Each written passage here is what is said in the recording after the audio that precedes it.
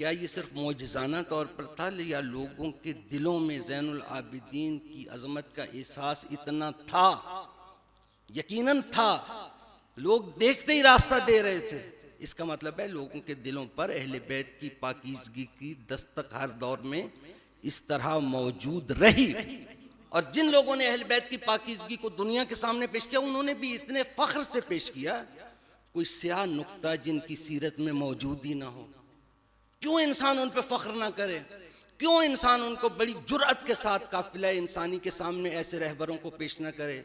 زندگی میں کوئی نقطہ ہے، جن کی زندگی میں کوئی نقص ہے ہی نہیں؟ یہی وجہ ہے کہ اہل بیت کے چاہنے والے منتظر رہے کہ جہاں موقع ملا وہاں انہوں نے پھر اہل بیت کے فضائل بیان کرنے سے گریز نہیں کیا۔ جہاں موقع ملا، امام جعفر صادق علیہ السلام کے زمانے میں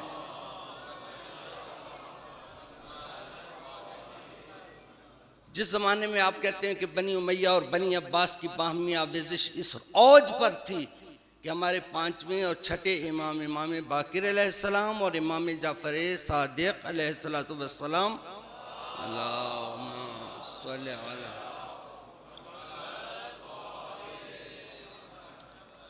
ہمارے ان آئمہ کو موقع ملا اور انہوں نے ہزاروں شاگرد تیار کر کے اطراف و اکناف عالم میں انہیں پھیلا دیا تاکہ وہ لوگوں کو قال صادق کہہ کر احکام الہی بیان کریں لوگوں کے سامنے،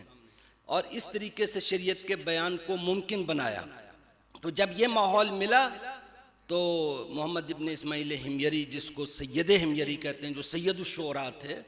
انہوں نے کیا کیا؟ وہ بازار کوفہ میں آتے تھے بہترین نسل کا گھوڑا لے کے،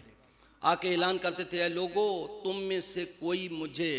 علی ابن ابی طالب کی شان میں اگر ایسی حدیث سنا دے جس کو میں نے نظم نہ کیا ہو، شعر کے قالب میں بیان نہ کیا ہو، شعر کے قالب میں نہ اتارا ہو، اگر کوئی ایسی حدیث سنا دے تو یہ اعلیٰ نسل کا گھوڑا میں اب بھی اس کو پیش کر دوں گا، اور جو کچھ میری جیب میں ہے وہ بھی دے دوں گا۔ اب اعلیٰ نسل کا گھوڑا اس زمانے میں آپ سمجھ لیں، اعلیٰ نسل کی گاڑی، جیسے اعلیٰ ماڈل کی اچھی معروف ماڈل کی گاڑی کسی کو نہیں آدمی کہے کہ میں دے دوں، تو وہ اس زمانے میں اعلیٰ نسل کے گھوڑے کی یہی قدر و قیمت تھی۔ تو کیا ہوتا تھا کہ لوگ دوڑ پڑتے تھے اور وہاں چوک میں مجمع لگ جاتا تھا، اس سے کوئی آدمی حدیث پڑھتا تھا علی کی شان میں، اور ادھر سے اسی حدیث پر مشتمل یہ شعر پڑھتا تھا۔ تو کیا ہوتا تھا کہ ادھر سے حدیث پڑھی جا رہی ہے، ادھر سے مولا علی کی شان میں شعر پڑھا جا رہا ہے، پھر ادھر سے کوئی حدیث پڑھتا ہے، پھر ادھر سے یہ شعر پڑھتا ہے۔ تو میں نے کہا یہ بازار فضائل علی ابن ابی طالب بن گیا، ہر طرف سے احادیث لوگ یہ شعر پڑھ رہا ہے، اور پھر جو ہی کسی حدیث پڑھ جس کو اس نے شعر کی صورت میں ابھی بیان نہیں کیا تھا، اس پر اس نے سامنے اس کو وہ گھوڑا کچھ جیب اللہ اس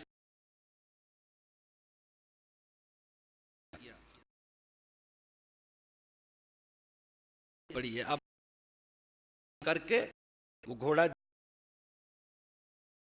یہ چلا گیا، اسماعیل حمیری گزرے وہ پھر آ اور پڑھ رہے ہیں کرتا ہے اللہ کی شان میں نے اس کو یہ گھوڑا ابھی میری جیب،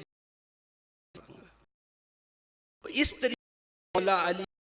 کے فضائل تھی گنجائش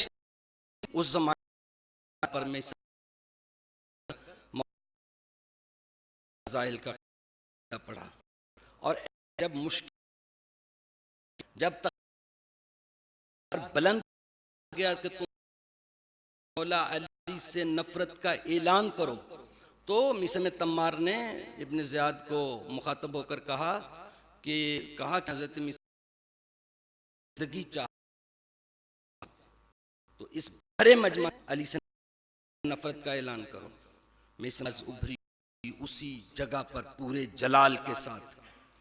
کہا، تو کہتا ہے کہ اگر زندگی چاہتے ہو وہ ملعون میں نے علی کی محبت کے بغیر زندگی کرنی کیا ہے؟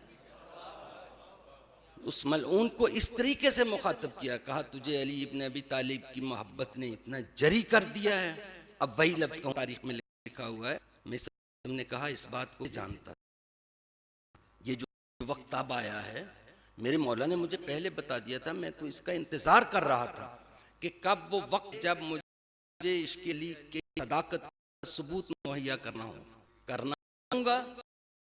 میں کیسے تھا؟ میرے مولا نے بہت پہلے بتایا تھا کہ یہ جو کھجور کا تنا پہ موجود ہے، یہ کھجور کا درخت، اس کو تختہ دار بنا کر تجھے اس پر بلند کر کے تیرے اعضاء کو کاٹا جائے گا،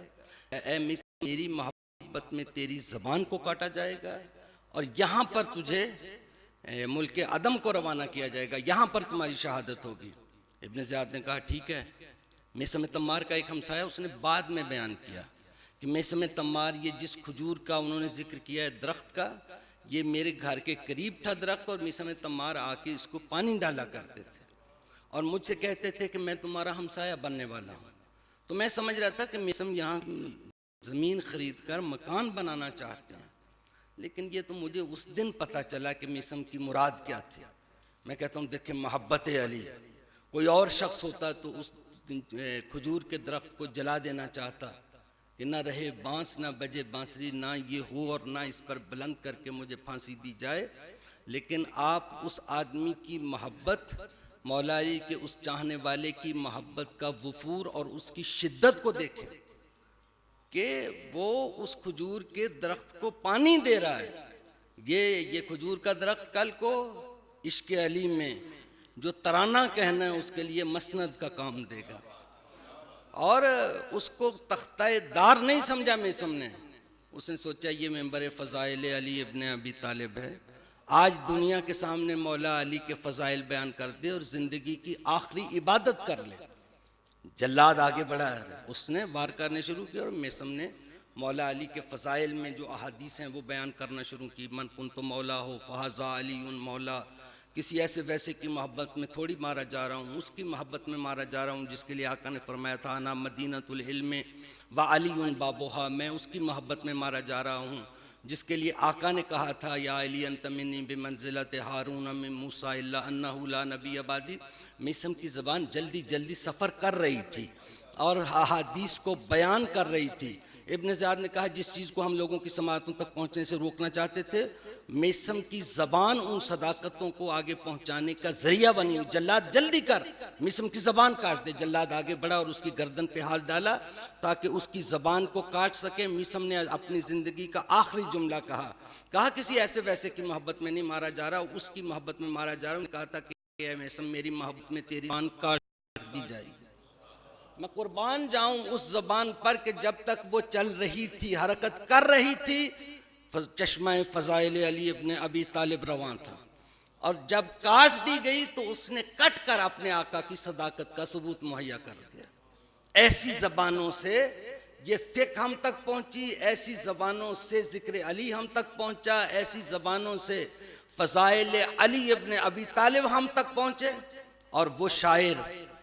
جا کر بازار کوفہ کو بازار فضائل بنا رہا تھا، جو کوفہ کے چوک کو فضائل علی چوک بنا رہا تھا، جب اس کی زندگی کا آخری مرحلہ آیا تو آل محمد کا کرم دیکھیں۔ جب انسان کی زندگی کا آخری وقت آتا ہے، وہ عالم احتضار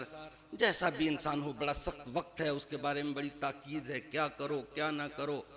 لواحقین کو کہا جاتا ہے اس کا منہ قبلے کی طرف کر دو، اس کو ایسی جگہ پر اس کی چارپائی رکھو جہاں پر وہ بیٹھ کر نماز پڑھتا تھا۔ وہ عالم احتضار، اس کی کیفیتیں ایسی ہوتی ہیں۔ تو جب اس کا وقت آخر آیا تو چہرے کا رنگ جو تھا وہ سیاہی مائل ہوا، تکلیف کی شدت میں تھا۔ جو ارد گرد کے محلے کے لوگ تھے وہ کچھ آئے ہوئے تھے، انہوں نے کہا کہ اگر مولا علی مدد کرتا ہے تو اب اس کی کیوں نہیں کرتا، جس نے ہر جگہ پر مولا علی کے فضائل بیان کیے۔ منکر لوگوں نے تانا دیا